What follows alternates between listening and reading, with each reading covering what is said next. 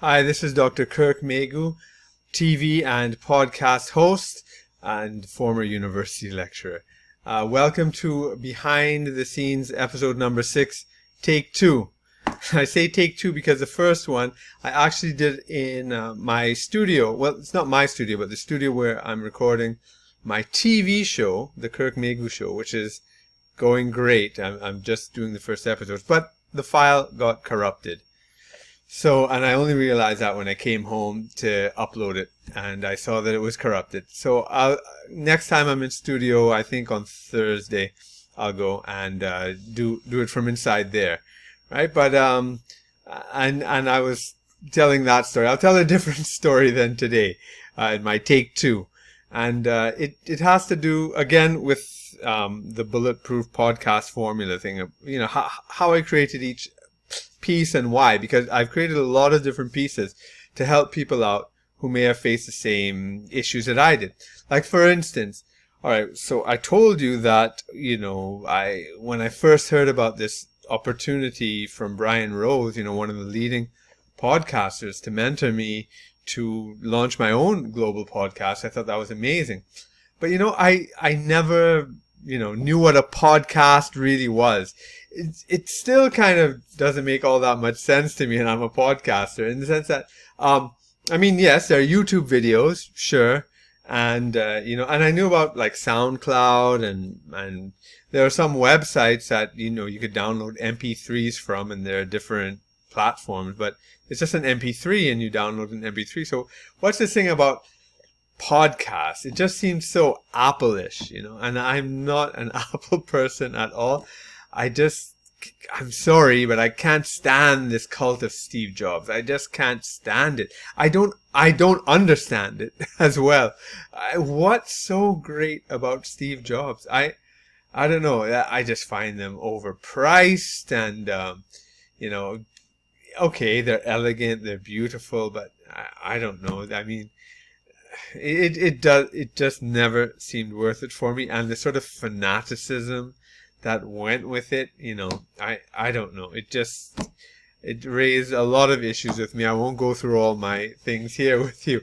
But anyway, so to me, I just figured, it's just something to sell a podcast, and like how Apple likes to have these closed universes so nobody else can supply to them. So you can't use Apple stuff and Apple people can't use their stuff. It's a part of their superiority complex. Oh, you're an Android user, or you're Windows, and look down on you, that kind of stuff, right? So I just thought it was just some useless, stupid Apple marketing stuff, right? Just for an MP3, that's all. I guess it is actually, now that now that I'm into it, but there is something, right? So and I was wondering, am I going to have to subscribe to iTunes or something like that, or or buy an iPod or something. I've totally resisted my whole life buying Apple products because of that. But I realized you could download the app even if you have a Windows machine, and you put it there and you can check out iTunes. So I was told by Brian Rose, listen, you really have to be on iTunes. And, they're catchy phrases, to be sure. iTunes. Oh, I'm on iTunes, So I said, all right, well, let me get on iTunes, right? That's supposed to be the thing. So I don't know. What does that mean? How do I do it? What is it? So I started to check it out. And, at the same time, I was also thinking, what should be my topic really? How should I put it together? And when I went to the iTunes store, right? I first of all, I find it amazing that you can't Google this stuff and find it on Google. So I don't. Maybe you can. I don't know, but it's easier to find it on the iTunes store. You see all these podcasts, and I mean podcasts that are difficult to find on Google. Let's put it that way. And I was amazed at all the things there, and it's a whole world, a whole separate world from the kind of Google searches and stuff like that. And the topics that people talk about is quite amazing. I was kind of floored by a lot of them. And, I thought, my God, it's like there's an audience for everything, for anything.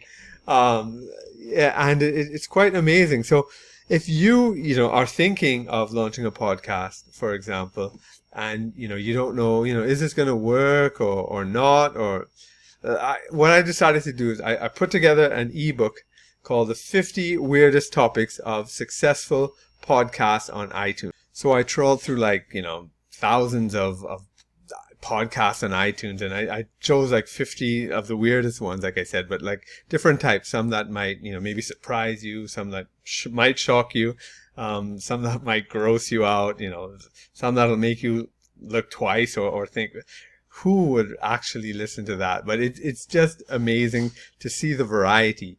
And, it could inspire you to do things you never thought of. I mean, you might be thinking along some conventional lines and then say, wait, somebody's doing a podcast on, dentistry or something. Why didn't I do this or whatever, So I thought this would be, great to inspire you to get ideas. And I'm sure if you flip through, by the time you finish all 50, you're going to probably subscribe to, at least a couple of them for sure. It's really something. So that's it for today. I just wanted to let you know why I created that product and how I think it could help you, and just a little bit of the story behind it. Okay. Finally, I wanted to say that, so discovering this iTunes universe was really something, but it still didn't make me like Steve Jobs. All right. Take care.